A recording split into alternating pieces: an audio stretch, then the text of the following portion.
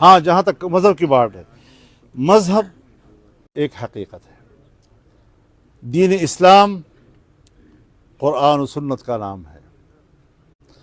اگر قرآن و سنت وہ ہو جو 1400 سال سے تواتر اور تعامل کے ساتھ ہم تک پہنچ رہا ہے، وہ تو قبول نہیں ہے۔